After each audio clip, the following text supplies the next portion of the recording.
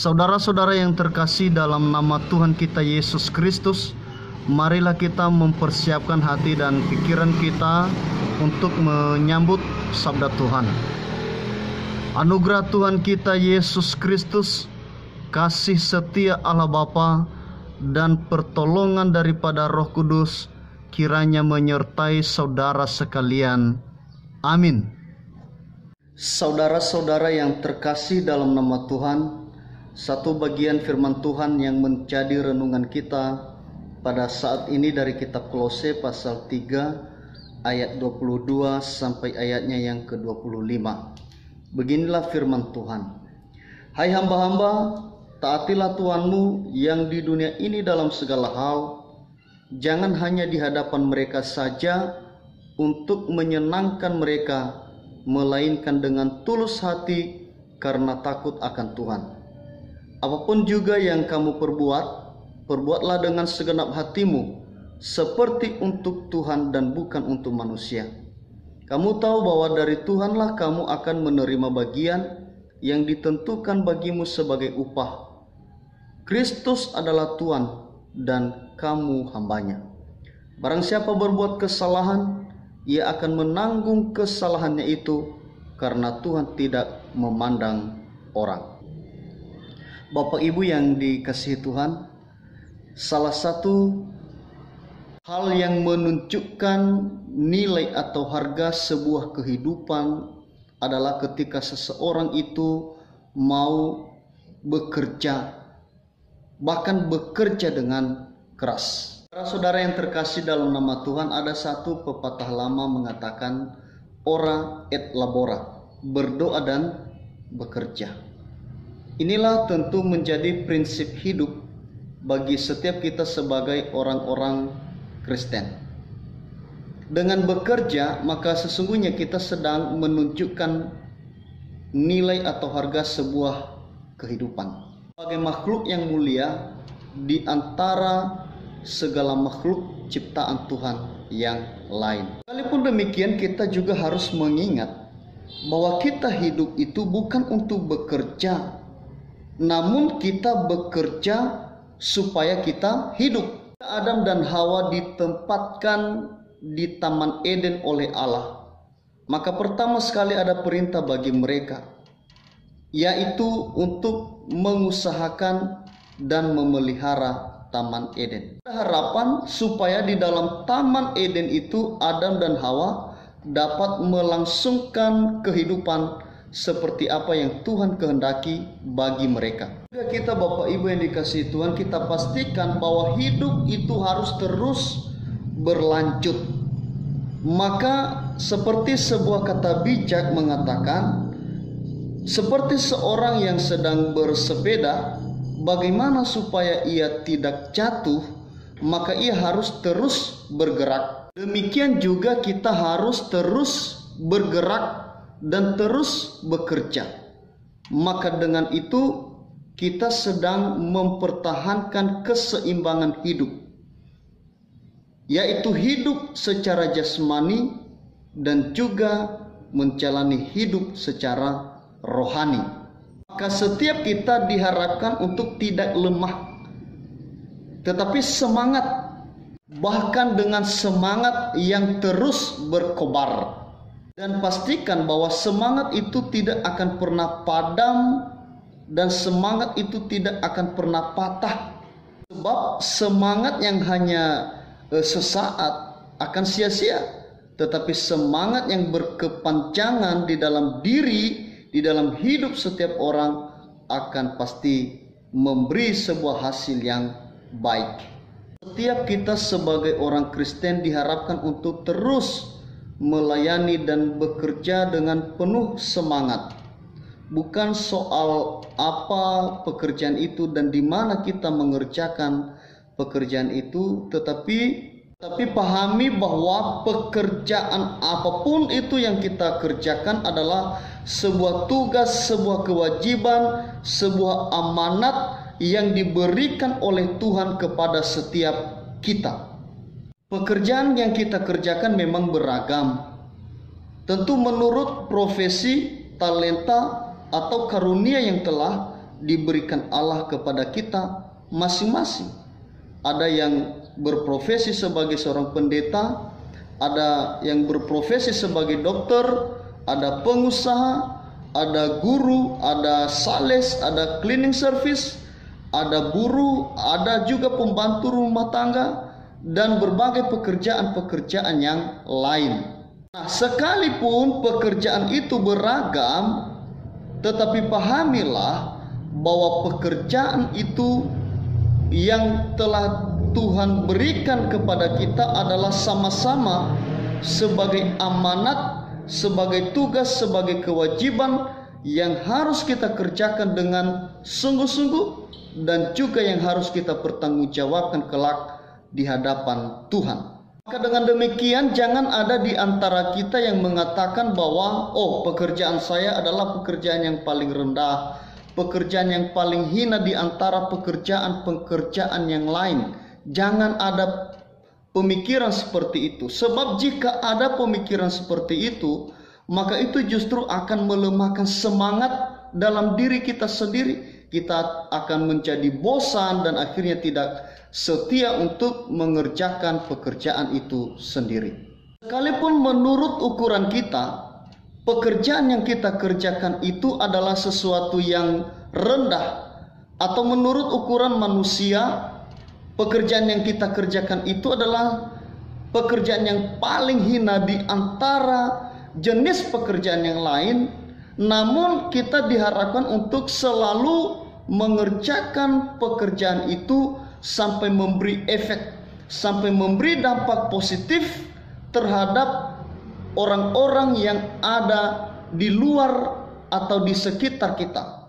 Selebihnya, pastikan bahwa pekerjaan yang kita kerjakan itu pada akhirnya akan menjadi hormat dan kemuliaan bagi nama Tuhan di surga. Dalam perikop yang barusan kita baca, di sini ada sebuah perintah di ayat yang ke-22 dikatakan, "Hai hamba-hamba, taatilah Tuhanmu yang di dunia ini dalam segala hal, jangan hanya di hadapan mereka saja untuk menyenangkan mereka, melainkan dengan tulus hati karena takut akan Tuhan." Di sini ada perintah bahwa seorang hamba harus taat kepada Tuhan, harus hormat kepada Tuhan yang di dunia ini. Di sini dikatakan dalam segala hal. Seorang hamba harus siap sedia untuk menerima dan melakukan semua apa yang diperintahkan oleh tuannya kepadanya. Di sini ada penekanan supaya seorang hamba yang mengerjakan perintah tuannya, supaya ia mengerjakan dengan sungguh-sungguh, dengan tulus.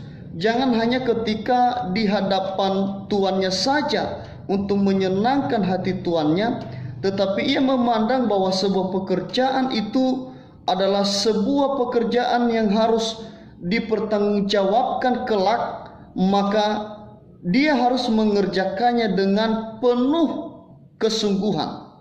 Sebab ketika ia lalai, ia melakukan kesalahan dalam mengerjakan pekerjaan itu, maka dia juga nanti akan menerima akibat dari kesalahan-kesalahan yang telah ia kerjakan. Nah, bagaimana cara supaya seorang hamba bisa mengerjakan pekerjaannya dengan penuh kesungguhan? Maka di sana ada sebuah petunjuk bagaimana seharusnya sikap seorang hamba untuk mengerjakan pekerjaan itu. Di ayat 23 dikatakan, "Apapun juga yang kamu perbuat, perbuatlah dengan segenap hatimu seperti untuk Tuhan dan bukan untuk manusia." Sekali lagi, seperti untuk Tuhan dan bukan untuk manusia. Seorang pekerja harus mampu melihat jauh ke depan dan tidak mengandalkan cara berpikirnya yang terbatas. Seorang pekerja atau seorang hamba harus mampu melihat bahwa ada Tuhan di atas segala Tuhan. Ada Tuhan sejati, ada Tuhan yang sesungguhnya yang akan meminta pertanggungan jawab terhadap pekerjaan yang telah ia terima dan telah ia lakukan. Itu Tuhan sang pemilik kehidupan, Allah yang Maha Kuasa, Allah Sang Pencipta dan pemilik semua yang ada, yang kepada Dialah kita mempertanggungjawabkan semua apa yang kita kerjakan, semua apa yang kita lakukan, apa yang kita perbuat, bahkan apa yang kita katakan setiap saat. Maka kita fokusnya kepada Dia yang menginginkan kita hidup di dalam kesungguhan, hidup di dalam kebenaran, hidup di dalam kejujuran, hidup di dalam kesetiaan. Ayat 24 dikatakan, kamu tahu bahwa dari Tuhanlah kamu akan menerima bagian yang ditentukan bagimu sebagai upah. Maka upah kita yang sesungguhnya bukan berasal dari Tuhan yang ada di dunia ini, tapi berasal dari Tuhan yang telah menentukan kita untuk hidup mengerjakan pekerjaan itu. Ayat 24 bagian B dikatakan, Kristus adalah Tuhan dan kamu hambanya. Dengan itu setiap pekerjaan yang kita kerjakan itu harus tujuannya adalah menyenangkan hati Tuhan yang telah menentukan kita, memberi kita bagian untuk mengerjakan pekerjaan itu. Firman Tuhan ini sebenarnya mengingatkan kita supaya kita tidak fokus terhadap proses bagaimana kita masuk dalam sebuah pekerjaan itu, di mana biasanya campur tangan atau andil orang-orang yang ada di sekitar kita, tapi melihat bahwa proses itu adalah izin Tuhan yang telah menentukan kita untuk menerima pekerjaan itu sendiri. Di ayat 25 dikatakan, barang siapa berbuat kesalahan, ia akan menanggung kesalahannya itu karena Tuhan tidak memandang orang. Lihatlah Bapak Ibu, di dalam nats ini ada sebuah peringatan yang begitu tegas dan keras akan sebuah akibat yang terjadi dari kesalahan-kesalahan yang kita perbuat ketika kita melakukan sebuah pekerjaan. Apabila kita lalai, tidak jujur, tidak sungguh-sungguh, dan tidak setia terhadap pekerjaan itu, maka bisa berakibat buruk bagi kita. Miris bukan? Pekerjaan yang dengan susah payah kita kerjakan, dengan menguras tenaga, menguras waktu, menguras pikiran, pada akhirnya akan membuat kita mengalami hal yang buruk, maka sangatlah disayangkan. Maka kita harus membangun sebuah prinsip di dalam diri kita sendiri, bahwa pekerjaan yang telah kita kerjakan itu pada akhirnya akan memberi sukacita, menjadi berkat bagi kita, menjadi berkat bagi orang lain, dan menjadi hormat kemuliaan bagi nama Tuhan di surga. Maka dengan demikian di sini kita diharapkan untuk mengerjakan setiap pekerjaan itu dengan sungguh-sungguh, jangan dengan pura-pura, jangan dengan sandiwara, jangan ada main-main, tetapi dengan penuh tanggung jawab. Ada dua pengertian tanggung jawab Bapak Ibu. Pertama, kesediaan untuk menerima dan mengerjakan pekerjaan itu sampai tuntas. Itu pengertian pertama dari tanggung jawab. Dan yang kedua, kesediaan untuk menerima segala resiko dari pekerjaan yang telah kita kerjakan itu. Jadilah manusia yang bertanggung jawab, jadilah manusia yang mau melayani dan menyenangkan hati sesama dan hati Tuhan. Maka pahami bahwa pekerjaanmu adalah amanat dan sekaligus ibadah bagi Tuhan. Tuhan Yesus memberkati kita semua. Amin.